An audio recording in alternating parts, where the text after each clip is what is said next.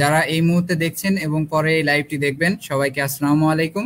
সকলের প্রিয় live programme উসাব career আড্ডা পর্ব ৮ নিয়ে হাজির হয়েছি এবং লাইভের পুরো সময় জুড়ে আপনাদের সাথে থাকবো আমি Sheikh Niaz Ramiz, department of Tripoli, Bangladesh army university of science and technology.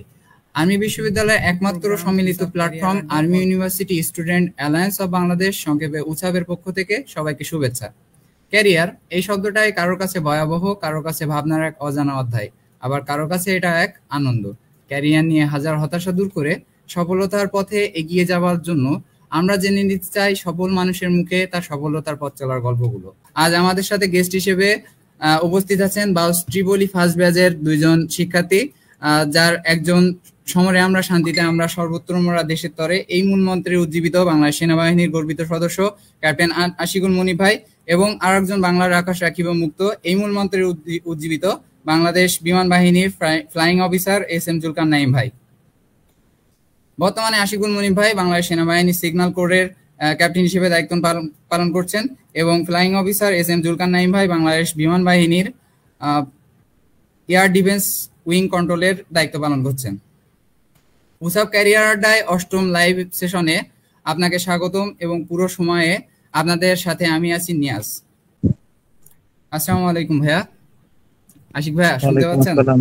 ওয়ালাইকুম সালাম রমেশ, আমি মুনিফ। ওকে, তুমি শুনতে পাচ্ছ আমাকে? জি ভাই, clear. Okay, thank you for introducing me in such a nice way. Welcome ভাই।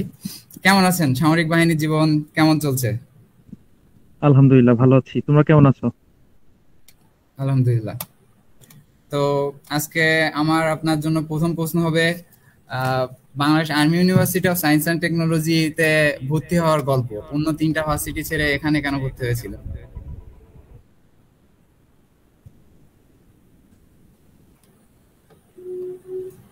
ভাই আপনি কি শুনতে পাচ্ছেন আমাকে?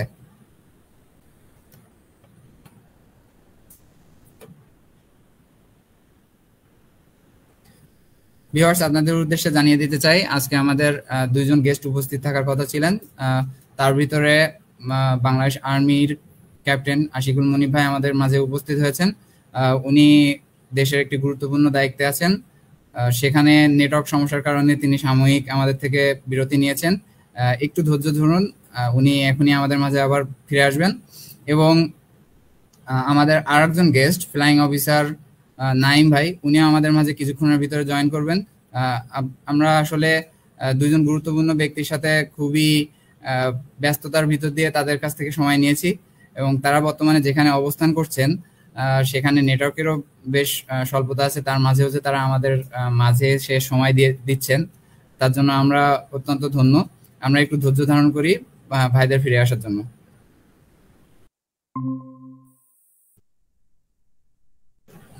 ভাই সম্ভবত নেটওয়ার্ক ইস্যু।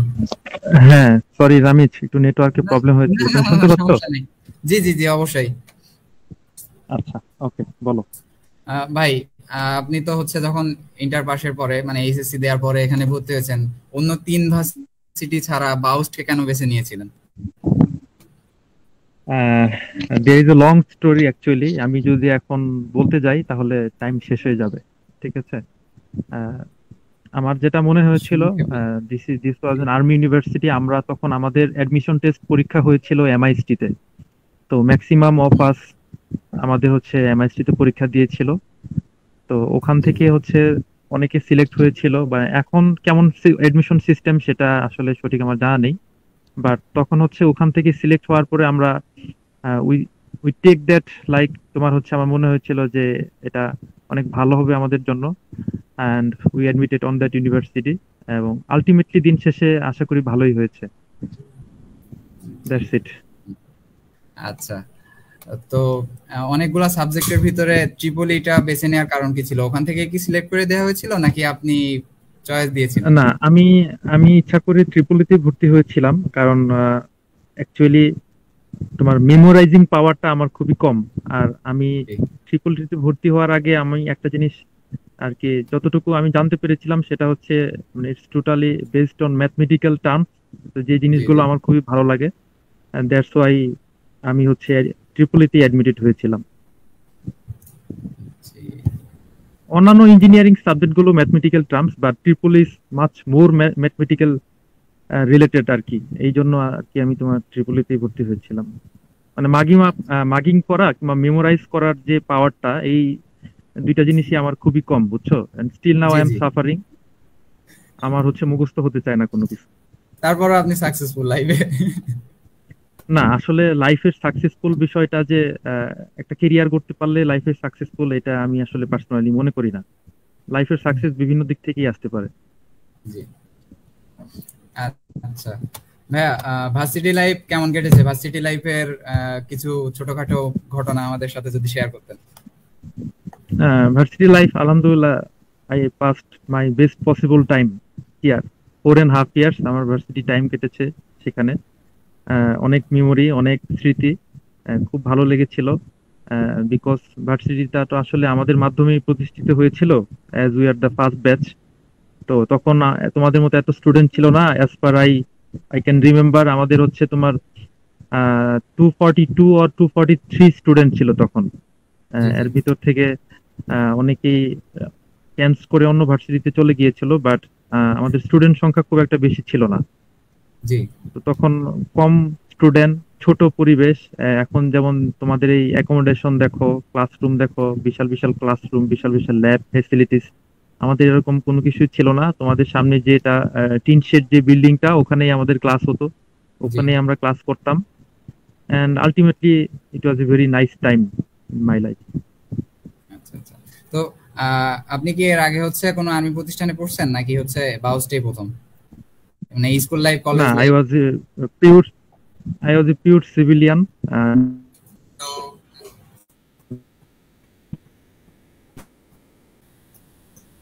এরকম। আচ্ছা, আমার মাঝে মাঝে একটু ফোন আসবে, হ্যাঁ, সরি ফর দ্য ইন্টারাপশন, কারণ আমি একটু বিজি থাকি তো সবসময়। আমি একটা ফোন রিসিভ করে আমি ভাই আপনার কথা শোনা যাচ্ছে না। সম্মানিত ভিউয়ার্স, আপনাদের জ্ঞাতার্থে জানিয়ে দিতে চাই, ক্যাপ্টেন আশিকুল মুনিব ভাই বাংলাদেশের একটি অত্যন্ত দুর্গম এলাকা থেকে আমাদের সাথে লাইভে যুক্ত হয়েছেন। ওখানে নেটওয়ার্কের কিছু সমস্যার কারণে মাঝে মধ্যেই তিনি আমাদের কাছ থেকে ডিসকানেক্ট হয়ে যাচ্ছেন। Sorry for the interruption. And আমরা আশা করব খুব দ্রুত তিনি আমাদের মাঝে আবার জয়েন করবেন। হ্যাঁ, জি সরি, ভাই। আসলে একটু নেটওয়ার্কের জন্য না না, কেটে গিয়েছিল। ঠিক আছে, আপনি সরি সরি বললে আমরা লজ্জিত ফিল করতেছি। হ্যাঁ, বলো নিয়াজ, বলো। আহ, ভাই,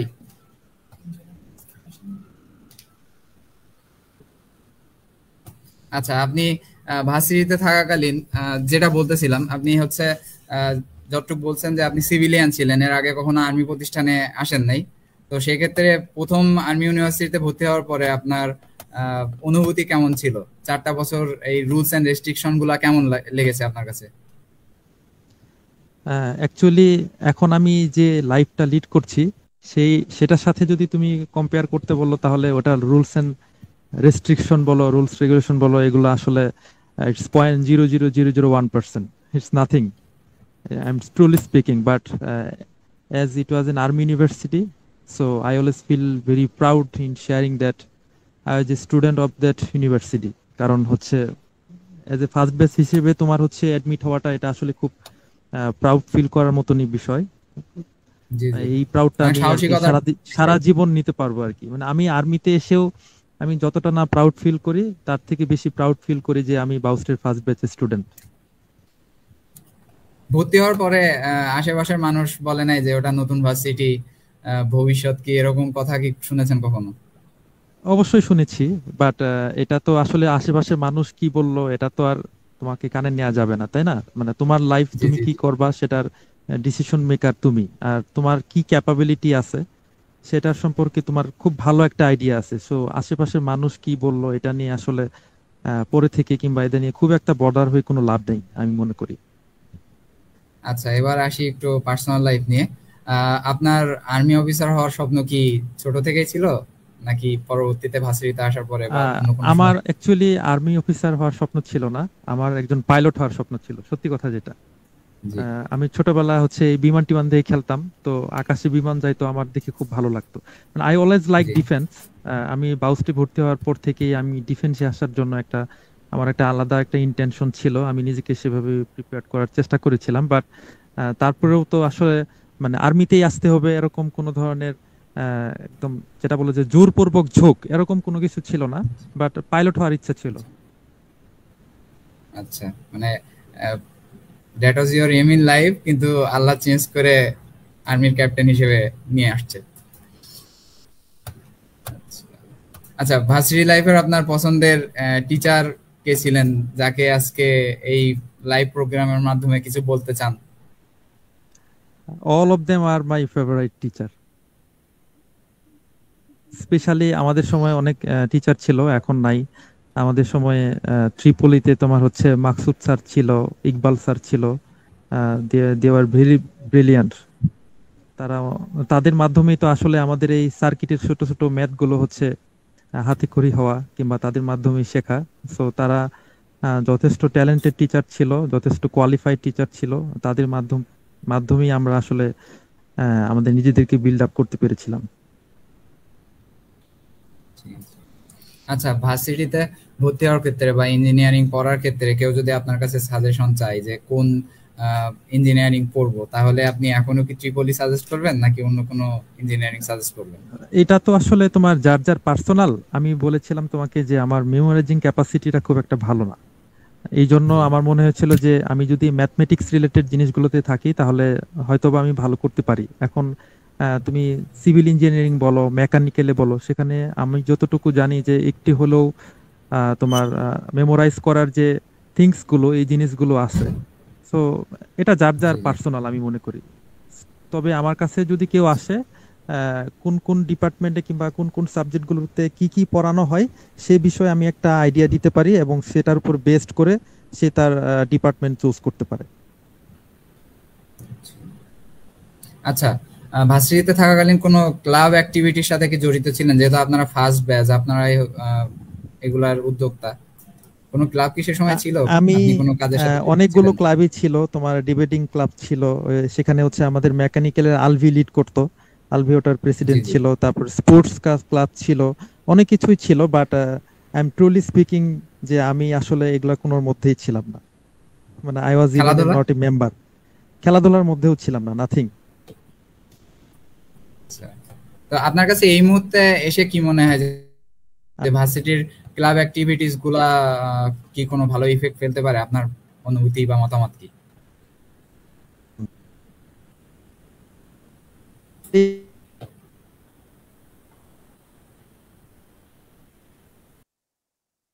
সম্মানিত ভিউয়ার্স, ভাইয়া সম্ভবত আবারও নেটওয়ার্ক সমস্যায় ভুগছেন।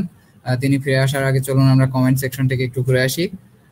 এমডি নাফিস সাদনান তিনি লিখেছেন, উসাবকে সবসময় সময় দেওয়ার জন্য ধন্যবাদ। উসাব থেকে সম্মানিত গেস্টদেরকে এভাবে সামনে আনার জন্য ধন্যবাদ। উসাবকে সময় দেওয়ার জন্য সম্মানিত দুই অতিথিবৃন্দকেও ধন্যবাদ। যদিও এই কমেন্টটা এখন করা থেকে ভাইয়ারা ফিরলে কমেন্টটা করা উচিত। হ্যাঁ নিয়াজ, শুনতে পাচ্ছ? জি ভাই, জি। আচ্ছা, আমার এখানে একটু নেটওয়ার্কটা মাঝে মাঝে ড্রপ হয়ে যাবে, কারণ আসলে এটা আমরা যে নেটওয়ার্কটা ইউজ করছি এটা জি টোটালি প্রাইভেট নেটওয়ার্ক। এটা জি গ্রামীণ কিংবা বাংলা লিংক বলো, এটার কোনো নেটওয়ার্ক না, এটা আমরা নিজস্ব নেটওয়ার্ক ইউজ করছি। দ্যাটস ওয়াই জি যেটা হচ্ছে তোমার স্যাটেলাইট থেকে সরাসরি কানেক্ট করা হয়েছে, এই জন্য একটু জি নেটওয়ার্কটা জি। প্রবলেম করছে। সমস্যা নাই। দেশ মাতৃকার সেবায় যারা নিজেদের জীবন শুভেছেন তাদের জন্য আমরা এতটুকু কষ্ট করতেই পারি।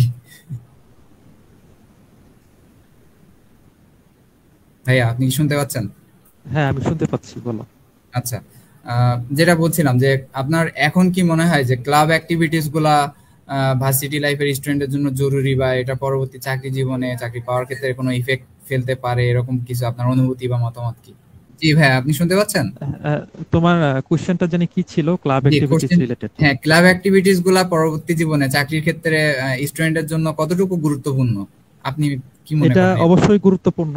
এটা আসলে পার্সন টু পার্সন ভেদে ডিপেন্ড করে। যেমন জি আমি জি হচ্ছে একটু পড়ালেখার দিকে সময় দিতাম, আমার মনে হয়েছিল যে আমি যদি ক্লাব অ্যাক্টিভিটিস গুলোতে টাইম দেই সেক্ষেত্রে আমি আমার পড়ালেখাটা খুব একটা কাভার আপ করতে পারবো না।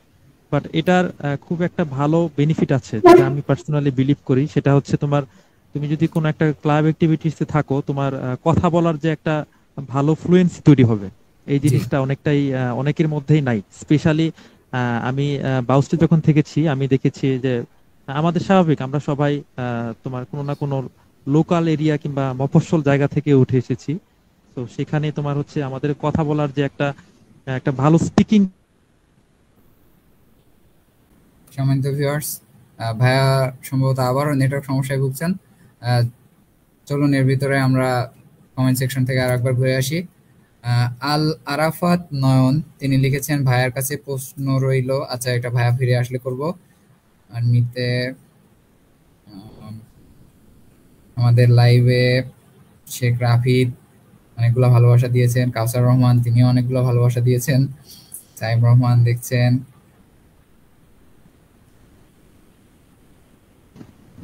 অনেকগুলা কোশ্চেন ভাইয়ার কাছে আছে।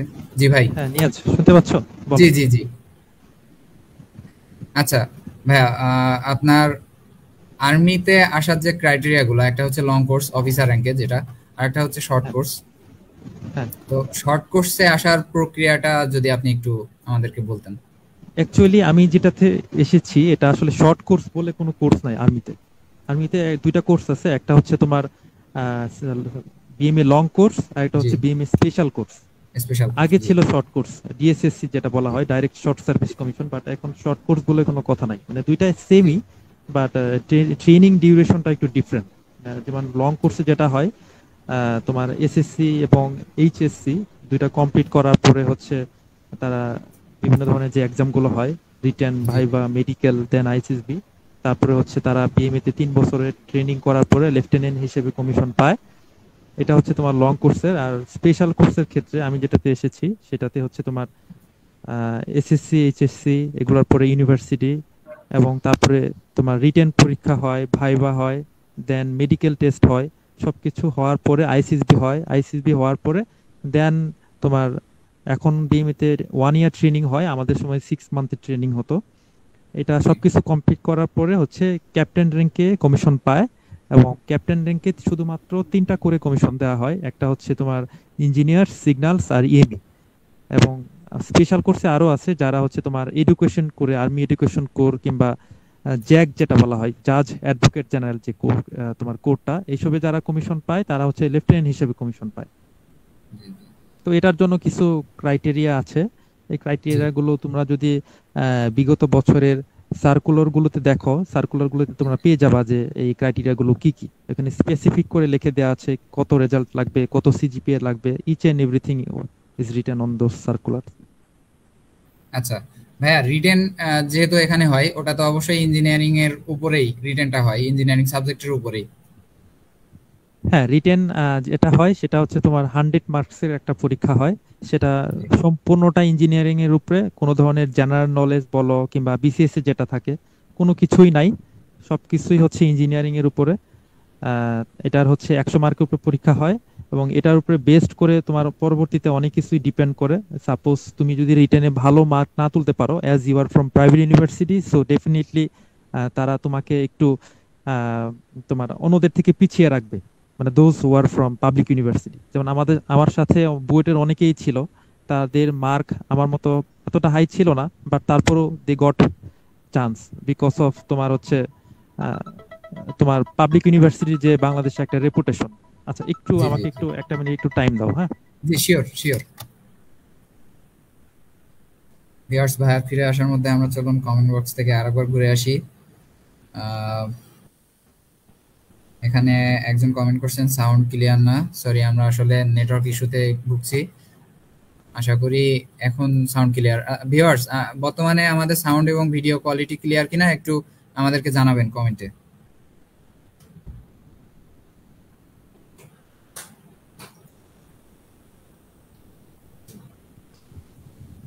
নিয়াজ শুনতে পাচ্ছ আমাকে? জি জি ভাইয়া। হ্যাঁ বলো। আচ্ছা, রিটেনের জন্য যে প্রিপারেশন, সেটা আপনি কতদিন থেকে নিয়েছিলেন, বা আমরা যারা জুনিয়র আছি স্টুডেন্ট, আমরা কখন থেকে প্রিপারেশনটা নিব এবং কিভাবে আগাইলে সেখানে সাকসেস এটার পাবো? জন্য আসলে তোমার আর্মি রিটেনের পরীক্ষার প্রশ্নটা হচ্ছে খুব একটা কঠিন হয় না।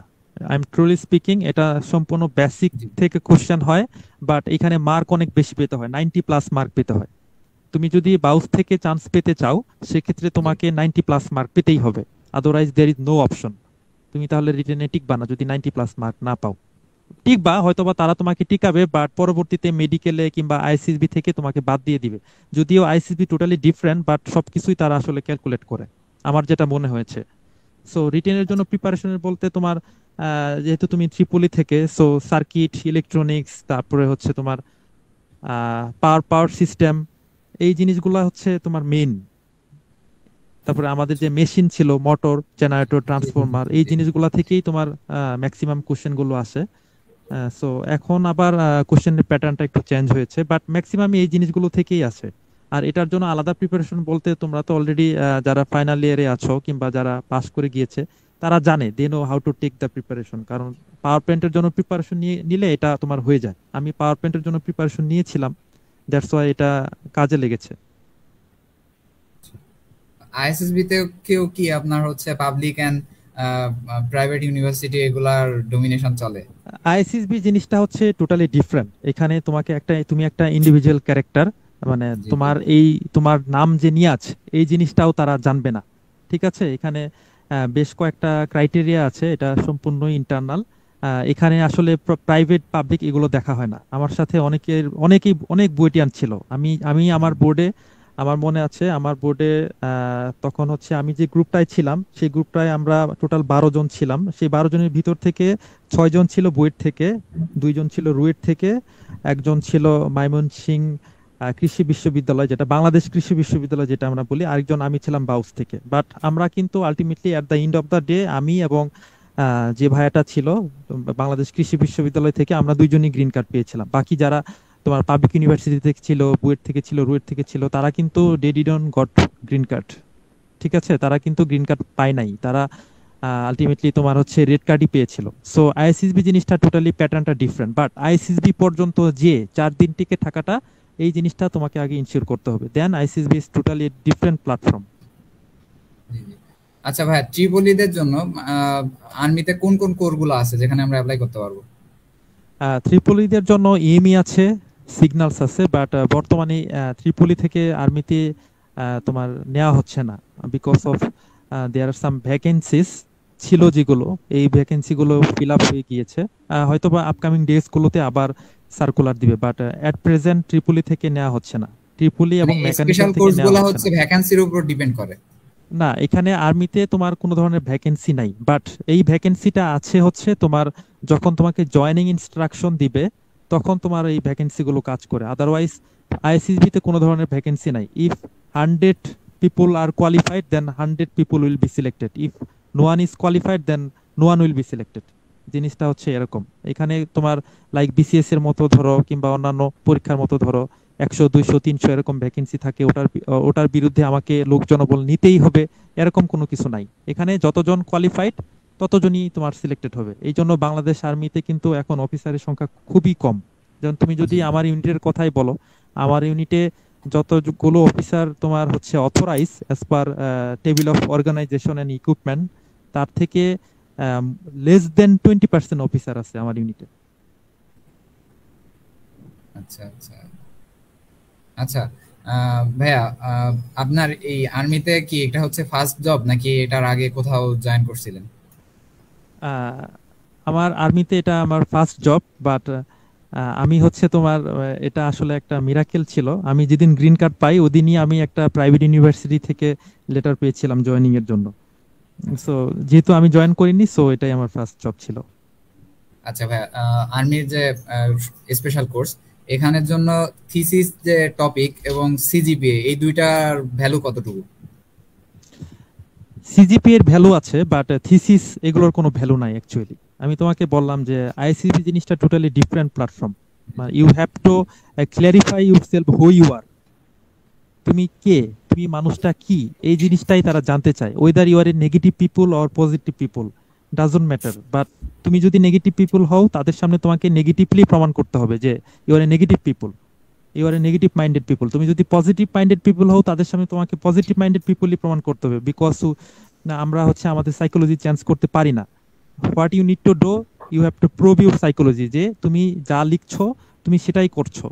সো ওখানে যে কেউ যদি চিন্তা করে যে না আমি এই জিনিসটা একটু হাইড করব, so it's a totally I mean wrong thing. তুমি যেটা সেটাই তুমি এক্সপ্রেস করো নিজেকে, তাহলে তোমার হয়ে যাবে। জি ভাই।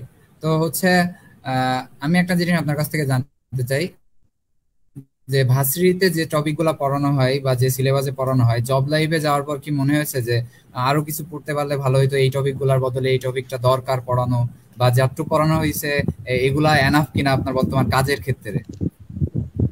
এটা তো আসলে যারা বলতে পারবে, মানে দোজ হু আর ইঞ্জিনিয়ার, মানে ইঞ্জিনিয়ার, জি। আমিও engineer but I am not in a engineering platform. আমি তো ইঞ্জিনিয়ারিং আচ্ছা। প্ল্যাটফর্মে কাজ করি না এখন।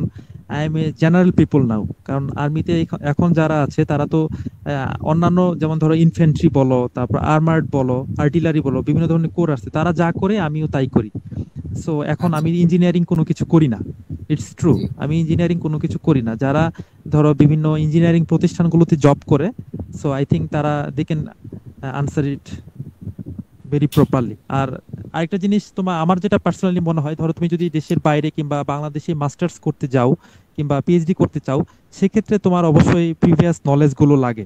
সো তোমার যদি মনে হয় যে না, আমি দেশের বাইরে যাব কিংবা মাস্টার্স করব, সেক্ষেত্রে তোমার প্রিভিয়াস নলেজ গুলোর যদি মনে হয়, তোমার যদি সেটা দরকার হয় যে লাইক আমি ভার্সিটিতে যা যা পড়েছিলাম আমার কিছু একটা লেকিং আছে, আমার মনে হয় এটা কাভার আপ করে দেওয়া যাবে। কারণ পড়াশোনা জিনিসটা সম্পূর্ণ নিজের মধ্যে, তুমি চাইলে এক্সট্রা পড়তেই পারো, নো প্রবলেম। তুমি যে বিষয়টাতে মাস্টার্স করছো কিংবা পিএইচডি করছো, সেই বিষয়টাতে তো অবশ্যই তোমাকে মাস্টার্সই হতে হবে, আদারওয়াইজ তো তুমি আর ওই বিষয়টা নিবা না। আচ্ছা ভাই, আইএসএসবির জন্য প্রিপারেশনটা কিভাবে নিয়েছিলেন? আইসিসবির জন্য আমি ফার্স্টে একটা কোচিং করেছিলাম। তোমার ফার্স্ট টাইমে আমি যখন আইসিবি দিয়েছিলাম আমি কোচিং করেছিলাম, বাট আলটিমেটলি আইসিবির জন্য এই কোচিং এগুলো করে কোনো একটা লাভ নাই। You need to know yourself very properly, there is no option. কারণ এখানে তোমার সাইকোলজি বিষয় যেটা থাকে, তোমার সাইকোলজিক্যাল টেস্টটা খুব ভালোভাবে এখানে তোমার টেস্ট করা হয়। কারণ তুমি যত কিছুই বলো না কেন, তুমি যদি একটা জিনিস হাইড করতে চাও তারা সেখানে ধরে ফেলবে। কারণ এই জিনিসগুলো তো স্বাভাবিক, তুমি বুঝতেই পারছো হোয়াট আই মিন। জি ঠিক জি জি আছে? জি। সো এই জিনিসগুলো তোমার তোমার হাইড করার কোনো কিছু নাই। তুমি যে পার্সন, এটা অনেকটা লাকের উপর ডিপেন্ড করে, বাট আমার মনে হয়েছে যে তুমি যদি নিজেকে প্রুভ করতে পারো যে তুমি কি টাইপ মানুষ, কি কোয়ালিটির মানুষ, তুমি কি করতে পছন্দ করো, এই সবগুলো জিনিস, এবং সব থেকে বড় কথা হচ্ছে তুমি যদি মিলিটারি টাইপ একটা পার্সন হও কিংবা ওই টাইপ না হলেও কাছাকাছি হোক, কারণ ট্রেনিং এ তো সবাইকে মিলিটারাইজড করা হয়। সো জি জি। তোমাকে দেখে যদি তাদের মনে হয় যে তোমাকে মিলিটারাইজড করা সম্ভব, so definitely you will be selected. আর এটা হচ্ছে বাংলাদেশের আদার্স যেগুলো তোমার জবের এক্সাম আছে, লাইক হচ্ছে বিসিএস বলো, বিভিন্ন ধরনের অর্গানাইজেশন, এটা totally different. It's totally different format. এখানে ধরো কোনো ধরনের মুখস্থ বিদ্যার কোনো কিছু নাই, প্রিভিয়াস প্রিপারেশনের কোনো কিছু নাই। What you need to do, you need to develop yourself day by day. তোমার নিজেকে ডে বাই ডে উন্নত করতে হবে আদার্সদের থেকে, কথাবার্তা বলো, চালচলন বলো, মানে দেখাশোনা, সব দিক থেকেই তোমাকে নিজেকে ডেভেলপ করতে হবে। Otherwise it will be quite impossible. এটা তোমার জন্য তাহলে আসলে পসিবল হবে না। সব দিক থেকে ওরা তোমাকে ইচ এন্ড এভরি কর্নার, পুরো 360 ডিগ্রি অ্যাঙ্গেলে তোমাকে চেক করবে যে তোমার ইচ এন্ড এভরিথিং, তোমার সবকিছুই, তোমার পাস্ট লাইফ, প্রেজেন্ট লাইফ, পূর্বে তুমি কি করেছো, তোমার জন্ম কোথায়, ইচ এন্ড এভরিথিং তারা তোমার হচ্ছে মনিটর করবে। সো এই জিনিসগুলো তোমার যদি সবকিছু ক্লিয়ার থাকে, সো আলহামদুলিল্লাহ ইল বি সিলেক্টেড। এখানে তোমার যদি মনে হতে পারে যে না, আমার ভার্সিটি দেখে হয়তো বা আমাকে নিল না, ম্যাক্সিমাম আমাদের বাউস্টের যেটা মনে হয়, কারণ অনেকে বাউস্ট থেকে অ্যাপ্লাই করেছিল বাট দে ডিডন্ট সিলেক্টেড। তোমার হচ্ছে আমার যেটা মনে হয়েছিল, তাদের সেলফ কনফিডেন্সের অভাব ছিল, তারা নিজেরা কনফিডেন্ট ছিল না কিংবা তারা নিজেদেরকে ডেভেলপ করে নাই, সেই জন্য তারা সিলেক্ট হয় নাই। বাট আমার মনে হয়েছে যে এগুলো যদি তারা কাটিয়ে উঠতে পারে, definitely they will be selected. এখানে আসলে ভার্সিটি খুব একটা মেটার না, আমার কাছে মনে হয় নাই varsity matter up to written test, but ISSB তে মেন তো তোমার আইএসএসবি, রিটেন জি। ভাইবা এগুলা তুমি যদি হার্ড প্রিপারেশন তুমি যেতেই পারবা। But varsity is not a, I mean is not the centre point. Varsity is not the centre point for being selected in Bangladesh army, navy or air force. একটা informal question, আইএসএসবির first দিন IQ টেস্টের সময় এবং DP স্যারের যে একটা speech থাকে, এই মুহূর্তটা আপনার কেমন লাগছিল? একটা লেন্দি টাইম যেখানে বসে থাকা লাগে, এই সময়টার একটা আইসিএসবির এক্সপিরিয়েন্স ফার্স্ট আমাদের সময়, সাথে share এখন তো করুন। ভাইয়া আসলে 3-4 বছর আগের কথা। জি আমার জিনিসটা আসলে 100% মনে নাই, বাট যতটুকু জি। মনে পড়ে আমার আইকিউটা খুব ভালো হয়েছিল। দেন জি আইকিউর পরে একটা টেস্ট হয় যেটা হচ্ছে তোমার পিপিডিটি বলে, PPDT picture perception and description test. এগুলো জি সবগুলোই আমার ভালো হয়েছিল এবং আমি আমার গ্রুপ থেকে খুব ফ্লুয়েন্টলি কথা বলতে পেরেছিলাম। আমার লজিক গুলো খুবই আই মিন রিয়েলিটি সম্পন্ন ছিল বাকি যারা লজিক দিয়েছিল। সো জি আমার কাছে মনে হয়েছিল যে এটার এটার জন্য একটা ভালো ইমপ্রেশন কাজ করে। এবং সেকেন্ডলি যেটা ডিপি ভাইবাকে ভাইবাতে তোমার আমি নিজেকে উজাড় করে দিয়েছিলাম। আমাকে what ever the questions he asked me, I just answer it to the point. আমি বেশি কথাও বলিনি, আমি কম কথাও বলিনি, আমাকে যা জিজ্ঞাসা করেছে আমি হচ্ছে অনেস্টলি এই কথাগুলোই আনসার দিয়েছিলাম। আচ্ছা ভাই, এক্সটেম্পোর স্পিচ আর কমান্ড টাস্কে আর গ্রুপ টাস্ক, এই তিনটাতে ভালো করার উপায় কি আপনার কাছে কি মনে হয়? এক্সটেম্পোর স্পিচের জন্য তুমি যেটা করতে পারো, তুমি প্রত্যেকদিন রেগুলার ধরো তুমি নিজে নিজে বই পড়তে পারো এবং বইগুলো মনে মনে না, বইগুলো তোমাকে উচ্চারণ করে পড়তে হবে। এটার জন্য তাহলে তোমার মুখের ভিতরে যে একটা জড়তা থাকে সেটা কেটে যাবে। আর তোমার গ্রুপ টাস্কের ভিতরে তোমার মানুষকে ইনফ্লুয়েন্স করার একটা ক্যাপাবিলিটি থাকতে হবে। কেমন টাইপ ক্যাপাবিলিটি? ধরো এই group of people something they are doing but you are not liking it. So তুমি যেটা লাইক করছো সেই জিনিসটার প্রতি তারা হচ্ছে মানে তাদেরকে ইনফ্লুয়েন্স করতে হবে। যে একটা গ্রুপে 10 জন আছে, 9 জনই একটা কাজ করছে, বাট ইউ নো দ্যাট মানে তোমার যেটা মনে হচ্ছে যে এই জিনিসটা আসলে they are doing it wrongly, but তুমি সেটা সলিউশনটা জানো, বাট তুমি একাই সেটা প্রিটেন্ড করছো। হয়তো বা 9 জনই একই গ্রুপে চলে যাবে, বাট ওই জিনিসটা তোমাকে 9 জনকে বুঝিয়ে তোমাকে ইনফ্লুয়েন্স করে, ওদেরকে ইনফ্লুয়েন্স করে তোমাকে ওই গ্রুপটাতে নিয়ে আসতে হবে। তাহলে আমার মনে হয় যে কমান্ড টাস্ক যেটা বলা থাকে, কমান্ড জিনিসটা তুমি বুঝতে পেরেছো। কমান্ড, জি আমি জি কমান্ড দিব, আমার কথা সবাই শুনবে, এই ধরনের ক্যাপাবিলিটি তুমি যদি গেইন করতে পারো, definitely you can do it on that command task.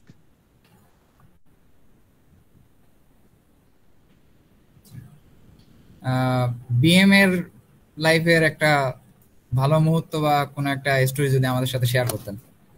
BM এর লাইফে আসলে কোনো ভালো মুহূর্ত নাই। বিএম এর লাইফে যা মুহূর্ত ছিল সবই খারাপ মুহূর্ত। সারা দিন রাত 24 ঘন্টা পাঙ্গা খাইতাম। BMA is a very bad place. তোমার হচ্ছে এখানে খুবই হার্ড ট্রেনিং দেওয়া হয়, খুবই রিগোরাস ট্রেনিং দেওয়া হয়। আমি আমার একটা জিনিস মনে পড়ে, যেটা ফার্স্ট 42 ডেজে আমি হচ্ছে ওয়াশরুমে গিয়েছিলাম মাত্র তোমার হাতে গোনা কয়েকবার। আর প্রথম 7 দিন আমি ওয়াশরুমে যাই নাই। মানে আমার বডি থেকে সেই পরিমাণ ঘাম ঝরেছিল যে ওয়াশরুম জিনিসটা যে কি, এই জিনিসটা আসলে আমি ভুলে গিয়েছিলাম। It's a very hard training. ওখানে তোমাকে অনেক ভালো ভালো খেতে দিবে। তুমি খাওয়া শুরু করবা, 2-3 সেকেন্ড পরে খাওয়াগুলো মানে তোমাকে স্টপ করে দিবে। স্টপ করে দিয়ে তোমাকে মানে অনেক কিছুই করাবে। Ultimately it's a very hard training. Normal human being এর পক্ষে, I am obviously normal human being, but তারপরে নর্মাল হিউম্যান এর পক্ষে তোমার হচ্ছে ওখানে যে নর্মাল থাকাটা it's quite tough. Each and everyday আমার প্রত্যেকদিন মনে হয়েছিল যে কাঁটাতার দেখা যাচ্ছে, আমি কোনো একটা সুযোগ পেলে আমি কাঁটাতার পার হয়ে আমি চলে যাবো, আমি ট্রেনিং করব না। প্রত্যেকটা দিন এটাই মনে হয়েছে। তারপরে এটা মনে হয়েছে ধরো এখানে তো অনেকগুলো দৌড় হয়, মাইল টেস্ট হয়, 10 কিলো, মাইল্ড। 15 কিলো, 16 কিলো, অনেক কিছুই হয়। তো জি প্রত্যেকটা দৌড়ের শেষে কিংবা শুরুতে মনে হয়েছে যে আমি হয়তো বা পারবো না, বাট শেষ মুহূর্তে মনে হয়েছে যে না, আমি পেরে গেছি। এটাই আর কি। তারপর আফটার জয়নিং আর্মি তোমার তো এখানেও তো আরো অনেক হার্ড ট্রেনিং করা হবে। তোমার হচ্ছে কমান্ডো করাই, তোমার কমান্ডো যে ট্রেনিংটা আছে, জি বেসিক জি commando course, army commando course, এই বিভিন্ন ধরনের হার্ড ট্রেনিং গুলো করানো হয়। তো এটা আসলে ultimately this is different case. তুমি আগে সিলেক্টেড হও, কিংবা তোমরা যারা অ্যাপ্লাই করবা, I hope that you will be selected and you will take preparation accordingly. So in army life it's totally different case. Otherwise আর্মিতে আসার জন্য যেটা করতে হবে সেই জিনিসটার প্রতি তোমাদেরকে ফার্স্টে ফোকাস দিতে হবে। আচ্ছা, আপনার লাইফের কোনো ফেইলিওর স্টোরি কি আছে যেটা পরবর্তীতে আপনার কোনো একটা সফলতা অর্জনে সাহায্য করেছে আপনাকে? Obviously, আমার লাইফে ফেইলিওর স্টোরি আছে। I got red card in first attempt when I appeared in ISSB, and this is the biggest failure in my life, and I took it as a challenge. And after that, when I appeared second time, এই জিনিসটা আমার কাজে দিয়েছিল। ঠিক আছে, because আমি wrong concept নিয়ে গিয়েছিলাম। সো তোমাদের যারা অ্যাপিয়ার করবা, তারা হচ্ছে এই জিনিসটা মাথায় রেখো যে তোমরা যখন যাবা আইএসএসবি তে, ইটস টোটালি ডিফারেন্ট ইস্যু। কারো কোনো ধরনের আমি কোনো ধরনের অপিনিয়ন নিয়ে তুমি যাবা না। তোমার নিজে যেটা মনে হবে তুমি সেটাই করবা। আমি মানুষের অপিনিয়ন নিয়ে গিয়েছিলাম, that's why I was rejected. Otherwise আমার মনে হয়েছিল যে প্রথমবারই আমি সিলেক্টেড হতে পারতাম। আচ্ছা, ডিবি স্যার আইএসএসবি তে তো অনেকগুলো ট্রিকি কোশ্চেন করে টেস্ট করার জন্য। আপনার কি কোনো কোশ্চেন মনে আছে যেটা মনে হয়েছিল যে আপনার কাছে একটু কঠিন বা ট্রিকি ছিল, যেটা আপনি অ্যান্সার না, দিতে আমার পেরেছিলেন? কাছে আমার কাছে কোনো ধরনের ট্রিকি মনে হয় নাই, কারণ what ever I said it truly. এই জন্য আমার কাছে কোনো কিছু ট্রিকি মনে হয় নাই। Those who have hiding tendency, তাদের মানে কোনো কিছু লোকানোর টেন্ডেন্সি আছে, আমার কাছে মনে হয় যে তখনই তাদের হচ্ছে এই কোশ্চেন গুলো ট্রিকি মনে হবে। আদারওয়াইজ আমার কাছে ট্রিকি মনে হয় নাই, কারণ আমার কাছে মনে হচ্ছে I am saying it truly. আমি যা বলছি আমি তো সত্য কথা বলছি, আমার কাছে আসলে ট্রিকি মনে হওয়ার কোনো কিছু নাই এখানে। কারণ আমার কাছে আচ্ছা, যাই জানতে চেয়েছিল আমি সবকিছুই সত্য বলেছিলাম, যাই বলেছিলাম মানে যা করেছি যা বলেছি সবকিছু সত্য সত্য বলেছি। কারণ আমরা তো আসলে হিউম্যান বিইং, আমরা তো কেউ জি জি। ফেরেশতা না। আমরা আমরা হিউম্যান বিইং, আমরা ভুল করব, আমরা ভুল থেকে শিক্ষা নিব, আমরা ভালো কাজ করব, আমরা খারাপ খারাপ কাজ করব। তুমি যদি সবকিছুই ভালো কাজ করো তাহলে তো তুমি ফেরেশতা হয়ে যেতে। আমি আমার লাইফে ভালো কাজও করেছি, খারাপ কাজও করেছি, সবই করেছি, ঠিক আছে? সো এই জিনিসগুলো আসলে আমাদের খেয়াল রাখা উচিত, যে আমরা সবসময় চেষ্টা করি নিজেকে ভালোভাবে জাহির করার, but ultimately that was wrong. তুমি সেটাই জাহির করো, at the end of the day you will be successful. আচ্ছা, বিএমএ থেকে পাসিং আউটের দিন যখন ঘাড়ে র্যাঙ্ক ব্যাজ পড়ানো হয়েছিল, এই সময়ের অনুভূতিটা কিরকম ছিল? ওই যে তোমাকে যেটা বললাম, যে আমি যখন আইসিবি থেকে ফার্স্ট টাইম রেড কার্ড পেয়েছিলাম, that was my biggest failure, and when I got commissioned, that was my biggest success in my life, and I cried on that moment. আমি সাবধান হয়ে দাঁড়িয়েছিলাম এবং আমার প্যারেন্টস, আমার বাবা মা আমার দুই কাঁধে র্যাঙ্ক পরিয়ে দিয়েছিল। That was my biggest achievement in my inter life. আসলে এটা আসলে মুখে বলে প্রকাশ করার কোনো মানে মতো না। এটা এতটাই একটা ইমোশনাল একটা সিচুয়েশন, এটা মুখে বলে প্রকাশ করার মতো না। আচ্ছা আচ্ছা। ভাই, ভার্সিটিতে কি হলে ছিলেন? হ্যাঁ, আমি সম্পূর্ণ ভার্সিটিতে আমি হলেই ছিলাম। আচ্ছা, হল লাইফ কতটুকু গুরুত্বপূর্ণ, বা হল লাইফের কোনো ছোটখাটো স্মৃতি? হল লাইফে আমার অনেক স্মৃতি আছে, অনেক স্মৃতি। আসলে এখন তোমাকে যদি বলতে যাই রাত পার হয়ে যাবে। হল লাইফে আমি অনেক কনজারভেটিভ মাইন্ডেড ছিলাম, খুব একটা পপুলার ফেস ছিলাম না, আমি মানুষের সাথে ওরকম পপুলারলি মিশতাম না। বাট আমার আমার রুমমেট নাইম ছিল। Naim is an officer of Bangladesh air force. তারপরে আমার রুমমেট অরণ্য ছিল, সুপ্ত ছিল। দে আর মাই ভেরি গুড ফ্রেন্ড। তারপরে তারা আমাকে অনেক সাপোর্ট করেছে, এখনো তাদের কথা আমার অনেক মনে হয়। এন্ড তোমার হচ্ছে আমি তাদের প্রতি অনেক কৃতজ্ঞ, তারা বিভিন্ন দিক থেকে আমাকে সাপোর্ট করেছিল। হল লাইফে অনেক সুন্দর স্মৃতি আছে, অনেক তোমার আমরা ঝগড়া করেছি, তারপরে আমরা হচ্ছে অনেক কথা কাটাকাটি হয়েছে, আবার অনেক হাসির মুহূর্ত আছে, সবই আছে। আচ্ছা ভাই, এই মুহূর্তে এসে আপনার কি মনে হয় যে ভার্সিটি লাইফে আমাদের যে সিলেবাস বা আমাদের যে পড়াশোনাগুলো করানো হয়েছে, সেগুলো চাকরি পাওয়ার জন্য বা জব লাইফে আসার জন্য, পরবর্তী জীবনে সার্ভাইভ করার জন্য এনাফ কিনা, বা হচ্ছে স্ট্যান্ডার্ড লেভেলটা আমাদের varsity Bangladesh army university of science and technology maintain করে কিনা? অবভিয়াসলি মেনটেন করে। আমি বাংলাদেশ আর্মিকে ব্লাইন্ডলি বিলিভ করি, আমি বাংলাদেশ সেনাবাহিনীকে অন্ধভাবে বিশ্বাস করি, আই এম ট্রুলি স্পিকিং। আর আর্মি কখনোই সিভিলিয়ানদের খারাপ চাবে না। As you are civil people, they always try to develop the civil people. এই জিনিসটা আমি সবসময় বিলিভ করি। আর আমি তোমাদের ভার্সিটি সিলেবাস নিয়ে যতটুকু আমি জানতে পেরেছি, শুধুমাত্র ফার্স্ট ব্যাচের জন্য একটা আলাদা সিলেবাস ছিল ত্রিপলিতে, এবং বাকি রেস্ট অফ দ্য ব্যাচেস তোমার হচ্ছে একটা ডিফারেন্ট সিলেবাস ছিল। আর তোমাদের সিলেবাসটা বুয়েট এবং এমআইএসটির সাথে মিক্সড করেই করা হয়। সো এখানে আদার যেসব প্রাইভেট ইউনিভার্সিটি আছে সেগুলোর থেকে তোমাদের সিলেবাসের যে একটা গঠন, structure, it is it is really standard. এটা আমি বিলিভ করি। তোমাকে যেটা করতে হবে, তোমাকে নিজেকে স্ট্যান্ডার্ড করতে হবে, এই জিনিসটার প্রতি তোমাকে ফোকাস দিতে হবে। But your syllabus is standard, but you have to make yourself standard now. আচ্ছা, আপনাকে যদি আর একবার ভার্সিটিতে পড়ার সুযোগ দেয়া হয়, তো আপনি কোন জিনিসটা পারফেক্টলি করার চেষ্টা করতেন, বা কোনো কিছু করার চেষ্টা করতেন কিনা? যে হয় না, যদি আর একবার ছোট হইতে পারতাম এই জিনিসটা করতাম, এরকম কোনো কিছু কি মনে হয় আপনার কাছে? না, আমার কাছে মনে হয় না। আমার কাছে মনে হয় যে যদি আমাকে আরেকবার ভার্সিটিতে ভর্তি হওয়ার সুযোগ দেওয়া হয়, তাহলে আমি আমার যে দিনগুলো পার করেছি সেগুলাই আমি আবার রিপিট করব। কারণ আমার কোনো কিছু নিয়ে গিল্টি ফিল হয় না যে এই জিনিসটা আমি করতে পারতাম। আমি সবকিছুই যা যা করেছি আলহামদুলিল্লাহ বেটার করেছি।